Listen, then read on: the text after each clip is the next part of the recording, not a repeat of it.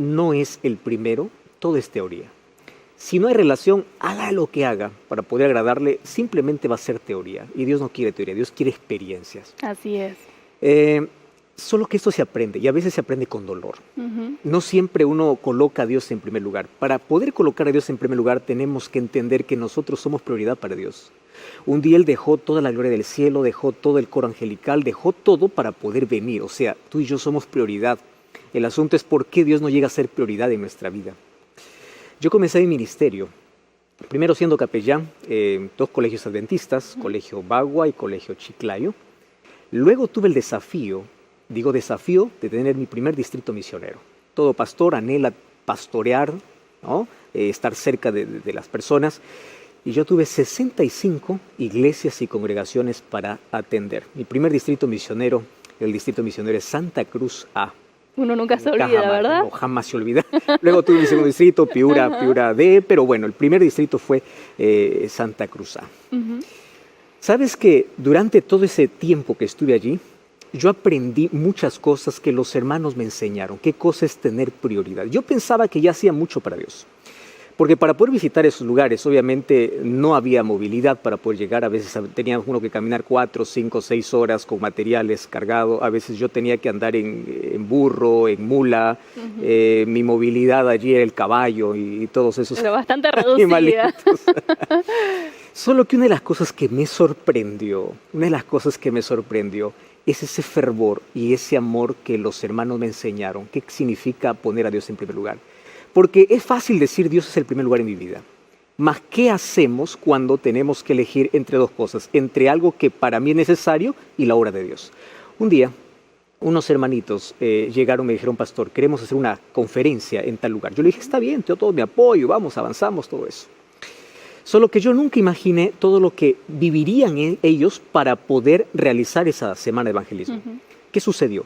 Estaban justamente en tiempo de siembra. Era el tiempo, el momento adecuado. Ellos postergaron la actividad que iban a hacer, con el cual ellos sobrevivían, para poder realizar esa semana. ¿Y sabes qué cosa es lo que me llenó de tanto amor el corazón? Esa gente, para poder realizar esa campaña de evangelismo, caminó 4 horas cargando un motor entre 4 personas. ¿Un motor para qué? Para poder iluminar el lugar porque no había luz eléctrica. Ah, claro. Y con motor se iluminaba. 4 horas al hombro. Qué sacrificio, pastor. Y en la noche, con lluvia torrencial, así con focos, esos focos con pilas, Sí. ellos venían de diferentes lugares caminando 1, 2 horas para poder traer a las personas para que ellos puedan escuchar el amor de Jesús. Ahí yo entendí una cosa. Una cosa es decir, Dios es el primero en todo, Dios está encima de todo. Pero cuando yo voy a mis verdaderas prioridades, ¿cuánto pesa mi amor hacia Él? Entonces ahí yo al ver tanta sencillez, tanta humildad, tanto fervor para poder colocar a Dios en primer lugar, inclusive de sus actividades que tenían que ver con la alimentación, con el sustento Con su día a día, diario, ¿verdad? con su día a día. Y el sacrificio, a pesar de las dificultades, yo dije, esto es amor. O sea, colocar a Dios en primer lugar no es decir, hoy no llueve, entonces, hoy llueve, entonces yo no voy, yo aquí nada más. Eso no es colocar a Dios en primer lugar. No es colocar más allá de nuestro esfuerzo, no es palabra, tiene que ser experiencia. Y yo puedo contar muchas experiencias donde yo aprendí allí que colocar a Dios en primer lugar tiene que ver con acciones. Entonces, en mi agenda diaria, ¿dónde está Dios? Mi primer pensamiento, ¿quién es? Cuando yo me levanto, ¿qué es lo primero que hago? ¿Y por qué debo entender esto? Porque yo soy prioridad para Dios. Y cuando tú entiendes que eres prioridad para Dios, la pregunta es, ¿cómo nosotros tendremos el coraje de colocarlo en el último lugar de nuestra agenda? Así es, pastor. Y como usted recién mencionaba, ¿verdad? Tiene muchas experiencias y en la Biblia también encontramos muchas experiencias, así que seguramente que en el mensaje de hoy estaremos con algo de eso, ¿verdad? Lo sublime de este amor Así es, que Dios pastor. tiene para nosotros. Muchas gracias. Gracias, Belani. Gracias a ti. Gracias por estar allí, conectado, sintonizando este programa. Tú que estás ahí en la radio, estás escuchando, estás allí en la TV, estás en las redes sociales. Qué bueno es que podamos tener este encuentro. Hoy vamos a ver el amor sublime de Cristo por todos nosotros. A la verdad, explicar del amor de Cristo, las palabras nunca serán suficientes, porque el amor de Dios es inexplicable. es inmedible, es incalculable, es inefable, es incomparable. Mas hoy quiero que juntos podamos reflexionar en lo que sucedió hace un poco más de 2000 años atrás. Todo el mundo en estas fechas está un poco conmovida y comienza a reflexionar en su vida, en el sacrificio de Jesús. Y hoy te pido que podamos acercarnos lo más próximo, lo más cerca de la cruz para ver qué significa el amor de Dios. Vamos al libro de San Mateo capítulo 27, versículo 45 hasta el versículo 56. Yo quiero que tú puedas tomar tu Biblia y si no, puedas prestar mucha atención a lo que dice el texto bíblico. Dice así, Mateo 27, 45. Desde la hora sexta hubo tinieblas sobre toda la tierra hasta la hora novena. Cerca de la hora novena, Jesús clamó a gran voz diciendo, Elí, Elí, lama sabactani. Esto significa, Dios mío, ¿por qué me has desamparado? Algunos de los que estaban allí decían al oírlo, a Elías llama. Y al instante corriendo uno de ellos tomó una esponja, lo empapó de vinagre y poniéndole en una caña le dio de beber. Pero otros decían, deja, veamos si viene Elías a librarle. Mas Jesús, habiendo otra vez clamado a gran voz, entregó el espíritu. Y aquí el velo del templo se rasgó en dos, de arriba abajo, la tierra tembló, las rocas se partieron, se abrieron los sepulcros, muchos cuerpos de santos que habían dormido se levantaron. Saliendo de los sepulcros, después de la resurrección, vinieron a la ciudad santa y aparecieron a muchos. El centurión y los que estaban con él, guardando a Jesús, visto el terremoto y las cosas que habían sido hechas, temieron en gran manera y dijeron, verdaderamente este era el Hijo de Dios. Y estaban allí muchas mujeres mirando de lejos, las cuales habían seguido a Jesús desde Galilea sirviéndole. Entre ellas estaba María Magdalena, María la madre de Jacobo y de José, y la madre de los hijos de Zebedeo. Tantos detalles hay en esta historia. Yo quiero que tú me puedas acompañar. Mira, al leer estos versículos, nuestra mente obviamente viaja en el tiempo y vamos hacia atrás para poder imaginar exactamente todo lo que sucedió allí. Al contemplar lo que sucedió ese día, es posible que nuestro corazón se emocione y comience a latir más rápido. Inclusive nos podamos volver más sensibles al dolor y a la desesperación. ¿Sabes que ver morir a alguien es una de las cosas más traumáticas de la vida? ¿Ya viviste eso en carne propia? Como pastor ya estuve muchas veces con personas que están dando su último suspiro. Ya vi morir a tantas personas, algunos llenos de ansiedad, de miedo, otros gritando de dolor, otros también descansaban en paz. ¡Qué tranquilidad! Pero sabes que en todos los casos es difícil aceptar el final de la vida. Y en el caso de Cristo, pues fíjate, Cristo no estaba enfermo. Él no se arriesgó a realizar actividades ilegales. Ahora, Él estaba allí en la cruz. Y el solo estar en la cruz demuestra que la maldad del ser humano es tan grande al punto de condenar al único ser íntegro y puro que jamás existió en la historia humana. Y allí viene una pregunta. ¿Por qué es que la crucifixión que sucedió hace más de 2000 años es el hito más influyente en la religión, en la política, en la historia y en la filosofía? Lo que sucede es que en la cruz vemos al Todopoderoso, al Creador del cielo y de la tierra. ¿Cómo lo vemos? Sediento, herido, respirando con dificultad. Su apariencia está totalmente desfigurada. Entonces, ¿cómo podríamos hacer esto con el Creador del universo, con aquel que tanto nos ama? Digo, ¿cómo nos atreveríamos? Porque fue nuestro pecado que lo llevó a la cruz. Yo quiero que juntos podamos analizar aquí la narración de la cruz. Y quiero que juntos podamos ver aquí como si estuviera en un campo de batalla, una lucha dinámica entre Dios y su adversario. Esta es una lucha entre Dios y el diablo, entre la luz y la oscuridad, entre el pecado y la gracia. Y para estudiar esto, pues necesitamos ampliar un poco el contexto y analizar los versículos anteriores al cual nosotros hemos leído. Nosotros tendríamos que leer en sí a partir del versículo 32 hasta el versículo 45, porque hay muchos detalles en Mateo capítulo 27, versículo 32 al 45, muchos detalles que nos van a ayudar a entender el contexto general. ¿Y qué cosa presenta en los versículos anteriores? Bueno, presenta el avance de la maldad, del pecado, de Satanás contra Cristo. Aparece Satanás dando golpes terribles que abren heridas a Cristo. Y Satanás es cruel. Sabes que Satanás usó todos los medios necesarios para debilitar a Cristo. Y básicamente encontramos aquí 4 tipos de intimidación que la cruz provocó en Jesús. Vamos a analizar esos 4 tipos, esos 4 golpes con el cual Satanás pensó derrotar a Cristo. La primera acción puede entenderse como un golpe emocional. Sabes que en el versículo 33 dice que Jesús fue llevado a un lugar llamado la Calavera. Algunos piensan que el nombre de esta montaña era así porque a la verdad la montaña parece a un cráneo de un esqueleto. Y es allí donde Jesús fue llevado. Ahora, quiero que entiendan lo primero. El Calvario era un lugar de terror.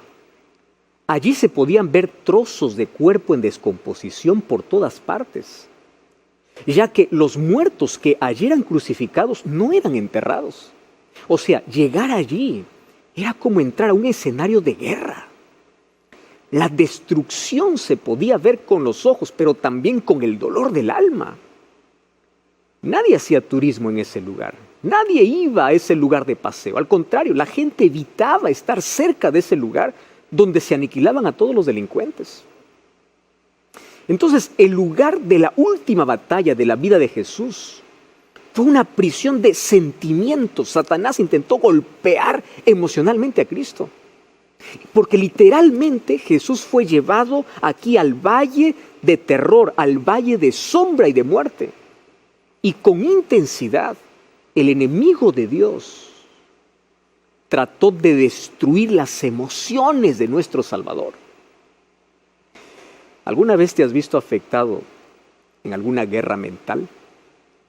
¿Alguna vez tú has sufrido o sufres de ansiedad o crisis de pánico? ¿Alguna vez has sufrido o sufres de depresión? Quiero decirte una cosa. Jesús fue probado mucho más allá de nuestras capacidades emocionales. ¿Entiendes? Mucho más allá de todo lo que el ser humano puede soportar. Y Jesús resistió cada uno de estos golpes del diablo. Entonces, el primer golpe que Satanás intentó darle a Cristo para derrotarlo era un golpe emocional. La segunda acción de la maldad puede entenderse como un golpe físico. ¿Sabes que hoy es muy difícil terminar la distancia que Jesús caminó desde el pretorio de Pilato hasta el Calvario? Ahora, el problema no está en la cantidad de kilómetros que había que recorrer desde el pretorio al Calvario. El problema está en el estado de debilidad en el que se encontraba Jesús en ese momento. Lo más probable es que hubiera recibido, por ejemplo, más de 40 latigazos como castigo. ¿Sabes que el flagelo era el peor instrumento de tortura? ¿Por qué? Para poder flagelar o castigar a los delincuentes, tenían pedazos de hueso y plomo que estaban atados allá a unas correas de cuero. Entonces aquel que levantaba el látigo, cuando caía sobre las espaldas, esos objetos penetraban profundamente en la carne, rasgaban el cuerpo. Hay datos incluso que muchos morían solamente con golpes. El vientre se abría y Jesús fue golpeado así, arrancando pedazos de su carne. Además de este castigo terrible, recuerda que Jesús también había sido golpeado en la cabeza con una caña. Y eso le dejó con el rostro totalmente desfigurado. También recuerda que le habían colocado una corona de espinas gruesas allí en su cabeza que le atravesó el cuero cabelludo. Ahora, en esta condición de debilidad, los soldados romanos colocaron sobre Jesús una pesada cruz que no fue hecha para él, sino para Barrabás. Y quiero que entiendas que en el cuerpo de Jesús no había un espacio que no había sido golpeado. Él sufrió los peores y crueles golpes. No había un centímetro de su piel que no esté golpeada. Ahora imagina, caminar en esas condiciones hacia la cruz, pues causó el mayor dolor físico. Ese fue un camino de sangre, un camino de dolor emocional, como también de dolor físico. Y en intensa agonía es donde se levantó el martillo para poder perforar las manos y los pies. A estas alturas quedaba poca sangre en las venas de Jesús. Jesús estaba debilitado, Jesús estaba deshidratado, Jesús sufrió una minusvalía física, estaba débil. Sin embargo, él soportó su dolor con firmeza. El texto bíblico dice que alguien trató de darle allí una bebida para poder adormecer su mente y disminuir el dolor. Pero él rechazó. Y rechazó porque para destruir el pecado, él no podía ser anestesiado. Él tuvo que sufrir con toda la intensidad posible de la angustia el pecado de toda la humanidad. Por eso es que nunca entenderemos el tamaño del dolor, pero tampoco entenderemos el tamaño del amor de Jesús. Nunca podremos entender. Pablo dijo por eso, ¿qué podrá separarnos del amor de Cristo? Romanos capítulo 8, versículo 39. Si Él ya nos demostró infinitamente cómo nos ama, ¿tú crees que nadie se preocupa por ti? Cambia tus pensamientos y mira la cruz. ¿Crees que nadie te ama? Mira la cruz. Tú eres el amor eterno de Dios. No mendigues amor. Solo tienes que corresponder al mayor amor. Ese amor que va a llenar tus vacíos, que va a curar tus heridas. Ese amor que no puede ser comparado ni siquiera con el amor de papá y el amor de mamá. Es ese amor infinito, ese amor ilimitado, ese amor incomprensible.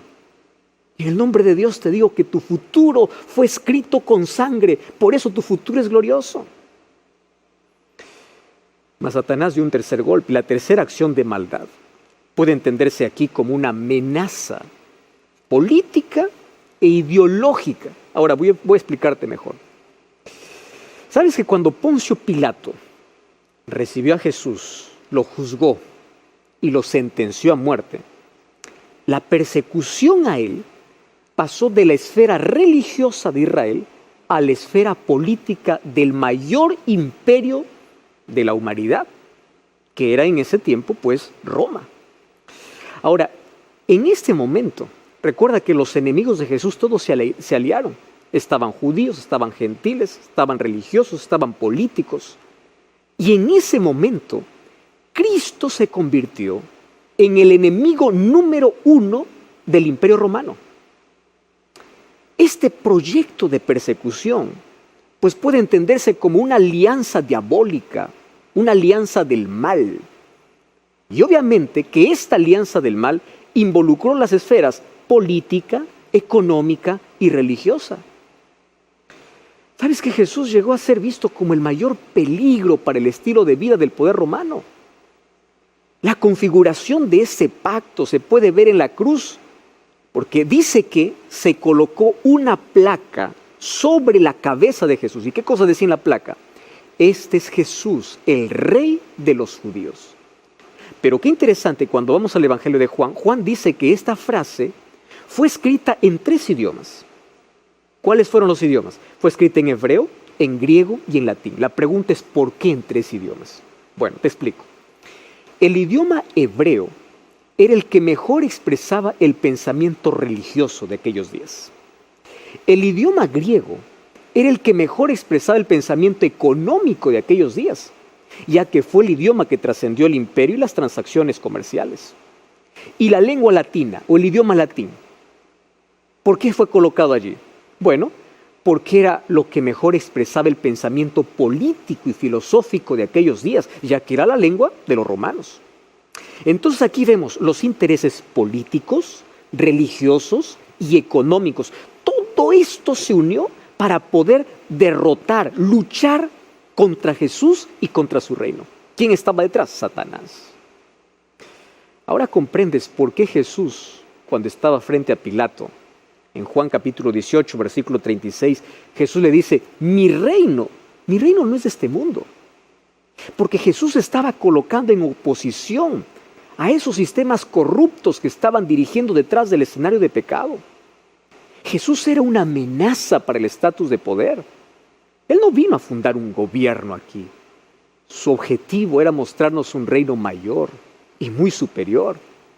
Y como dice allí Hebreos capítulo 12, versículo 22, que nuestro destino es la ciudad del Dios viviente, es la Jerusalén celestial. Es decir, que fuiste hecho para ese reino, fuiste hecho para el cielo. Entonces tú no tienes que mirar solamente el aquí y el ahora, tú tienes que mirar el allí y el más allá. Porque es allí donde Dios quiere llevarte. Querido, no cambies, por favor, el reino de Dios por el reino de este mundo, por este imperio lleno de mentira. Sin embargo, hay una cuarta acción. Esta cuarta acción se conoce como el cuarto golpe de Satanás. Y esto era una amenaza espiritual. ¿Entiendes? Ahora fíjate. La mayor tentación que Jesús sufrió en la cruz fue la burla de los líderes religiosos. Mira, los principales sacerdotes, los escribas, los ancianos, ellos estaban celebrando la muerte de Jesús en la cruz como si estuviesen gritando un gol en el final de un campeonato. Y allí en Mateo capítulo 27, versículo 42, el texto que leímos, dice que ellos se burlaban de Jesús y decía, Él salvó a otros y no puede salvarse a sí mismo. ¿Y qué cosa decían? Ahora, baja de esa cruz y creeremos en ti. Préstame atención aquí. Para ti y para mí, esto no es una tentación. Por ejemplo, si alguien me dice, convierte estas piedras en pan, nunca será una tentación para mí porque yo no tengo poder, yo no puedo hacerlo. Pero para Dios sí, porque Él sí tiene poder. Y recuerda que después de haber ayunado durante 40 días, Satanás llegó para tentarlo. Entonces sí era tentación mostrar su poder. Si un día yo estoy herido y se ríen de mí, y me dicen, hey, cúrate, bájate de la cruz, muéstrame tu poder. Eso para mí nunca sería una tentación. Pero si yo fuese Dios y ellos me dijeran, muestra tu poder, esto sería una grande tentación. ¿Tú sabes que Satanás estaba tentando a Jesús en la propia cruz?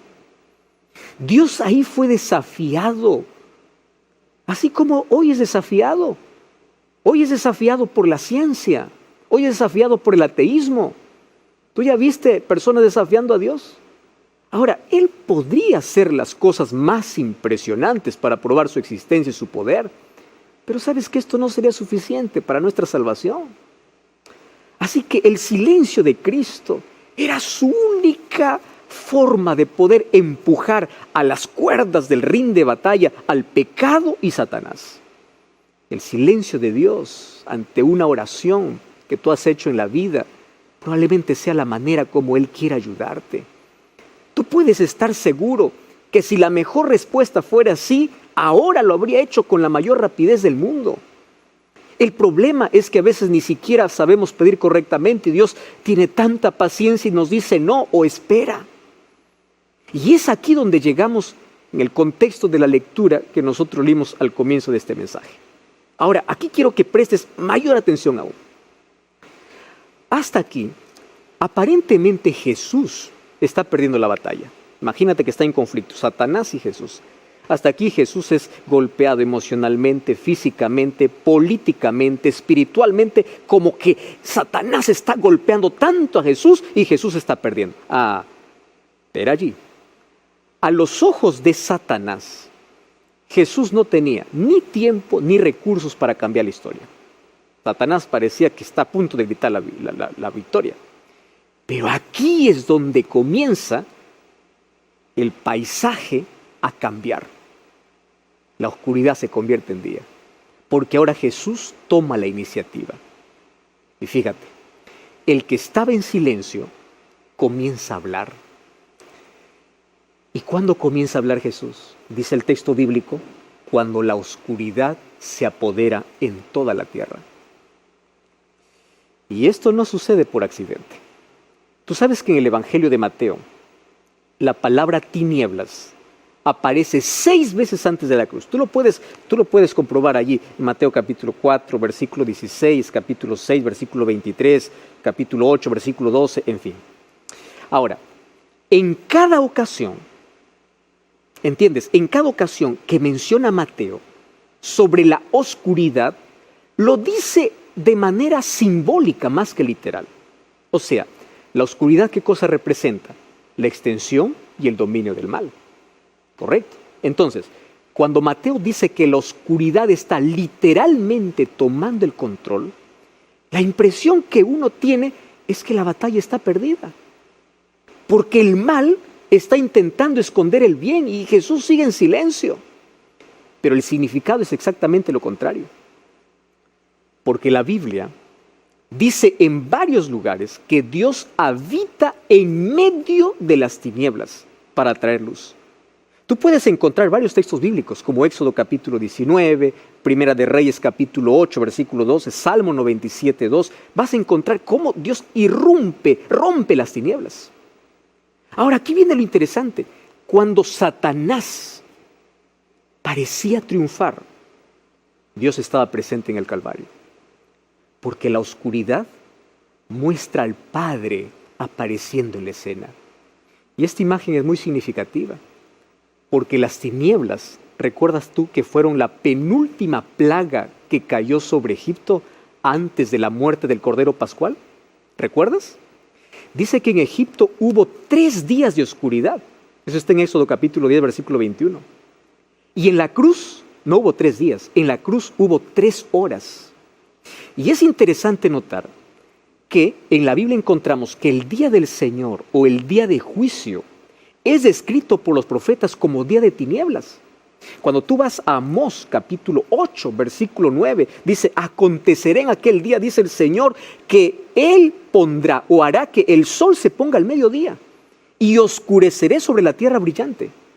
Cuando tú vas al libro de Sofonías capítulo 1, versículo 15, dice que el día de la ira de Dios es un día de angustia, un día de alboroto, un día de desolación y un día de tinieblas. Un día de nubes y oscuridad. Wow. O sea, la cruz fue la mejor demostración de lo que será el día del juicio. El fin llegó a la cruz, pero ¿el fin de qué? En el momento del juicio es cuando Cristo habla. Ahora ya no puede guardar en silencio, ya no puede quedar en silencio. Entonces, la primera acción de Cristo contra el golpe del pecado fue gritar en medio de la oscuridad. Y Él grita, Elí, Elí, lama sabactani, que significa, Dios mío, ¿por qué me has desamparado? Y la multitud que vio esta escena entienden el mensaje de Jesús en la perspectiva equivocada. Jesús no estaba reclamando simplemente que el Padre lo había abandonado o la ausencia del Padre. Él se está refiriendo a una profecía mesiánica que aparece en Salmos capítulo 22. Y en Salmos capítulo 22 ya encontramos las palabras que Jesús iba a decir. Dios mío, ¿por qué me has desamparado? Aquí indica el sufrimiento y la victoria del Mesías. Ahora es interesante que Salmos capítulo 22, versículo 24, mira lo que dice el versículo 24. Porque no menospreció ni abominó la aflicción del afligido, ni de él escondió su rostro, sino que cuando él clamó, le oyó. ¿Quién le oyó? El Padre. O sea, el mismo Salmo que conoció Jesús hablaba del compromiso de Dios para hacerse presente en medio de la oscuridad, en medio de la sombra y de la angustia. Y es así que Jesús comienza su victoria contra el pecado. Primero deshaciendo la idea de que cualquier amenaza emocional podría vencer en la cruz. En esta guerra mental, Jesús usó las Escrituras como su referencia frente a los miedos, a las sombras, a la incertidumbre por el abandono del Padre. Yo quiero decirte que el mejor remedio para entender que el pecado no puede colocar sombras en tu mente es acudir a la luz de las Escrituras. Jesús siempre hacía esto. ¿Cuánto tiempo tú pasas con la palabra de Dios todos los días? La Biblia es un remedio para ti que sufres de ansiedad, porque las promesas bíblicas pueden traer paz. A través de la Biblia vas a comprender que Dios tiene el poder de vaciar tus dudas, tus temores. La promesa de Jesús es: venid a mí todos los que estáis trabajados y cargados, que yo os haré descansar. Ahora, Jesús derrotó entonces aquel dolor emocional confiando en las promesas del Padre. La segunda victoria que hace Jesús contra la maldad del pecado y contra Satanás es que Jesús vuelve a clamar a grande voz. Y esta expresión, grande voz, es una expresión muy común en Apocalipsis. En Apocalipsis, cuando Jesús aparece glorificado a Juan en la isla de Patmos, la primera experiencia que tiene en este encuentro, dice Juan, es escuchar una gran voz detrás de él. Eso dice Apocalipsis 1:10. Me llama la atención esta expresión, porque esta gran voz muestra que Él tiene el dominio sobre el futuro de la historia. La mejor respuesta que Jesús pudo dar para el pecado ante las amenazas físicas, ante el dolor, ante los azotes que recibió, ante el golpe del enemigo, fue recordarles a todos ahí en la cruz que la próxima vez que Él levantaría la voz para gritar sería cuando aparecería como el Hijo del Hombre glorificado viniendo en las nubes de los cielos.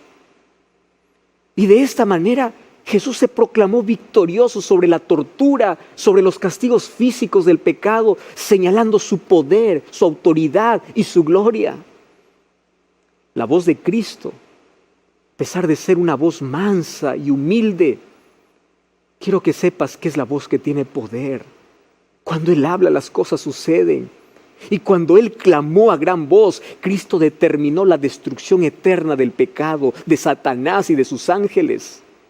Así que las consecuencias más visibles en el contexto del pecado, obviamente están relacionadas con las dificultades o con los problemas físicos.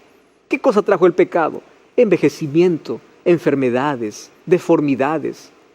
Y todo esto lo cargó Jesús cuando estaba en la cruz. Pero Él levantó la voz para decir: yo tengo la autoridad. Y al vencer a la muerte, Él estaba abriendo la posibilidad de que un día nosotros también podríamos llegar a ser glorificados. Por eso es que el apóstol Pablo habló de esta maravillosa promesa cuando vas a 1 Corintios 15, 52, 53. Como me encanta esa promesa cuando dice: en un momento, en un abrir y un cerrar de ojos, sonará la última trompeta. La trompeta sonará, los muertos resucitarán incorruptibles, o sea, perfectos, y todos nosotros seremos transformados. O sea, la gloria de Cristo será también nuestra gloria.